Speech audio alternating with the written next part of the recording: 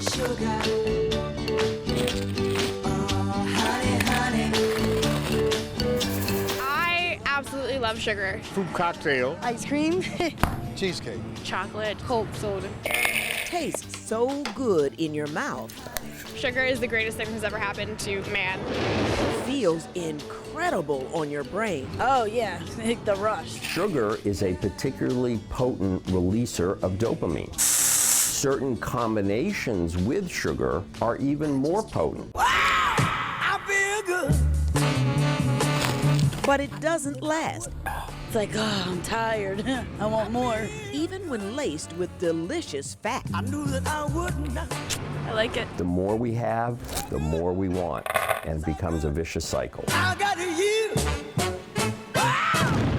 Before we crash, let's go back, way back to when sugar was really necessary. Because the biggest danger in terms of our survival and our evolution was not having enough energy. But we had to go hunt down those sugary, high-calorie fruits and veggies. Psychologist Michael Lowe points out, Having too much was never a problem until the past several decades. Never too much, never too much, never too much. you can't outrun it. This is what we drank in 1955. Triple the size and the calories. Actually, we even go bigger now. But you get more energy, right? Not really, says registered dietitian Emily Rubin. She can give you that increase and then drop right back down, and then you go grab more sugar and more sugar and more sugar, because you never really get that true satisfaction. It's never been easier to get a, quote, hit of sugar. I have a #1 combo. So are we addicted to sugar like drugs on our brain? It's the same areas, the same brain areas, the pleasure pathways. Anything I ate didn't matter. I could eat as much as I want, as often as I wanted, and it would have no effect. That's what Michael Healy thought until his doctor warned. You're pre-diabetic, I've got to double your heart medications, and I can't control your pressure. Michael was a perfect subject for one of Dr. Lowe's research projects going on at Drexel University. They're studying whether our brains are preset to a certain weight, no matter how much you diet and exercise.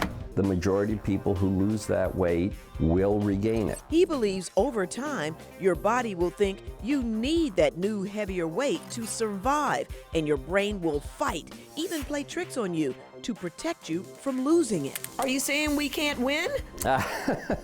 I'm saying we can win, or I think we can win.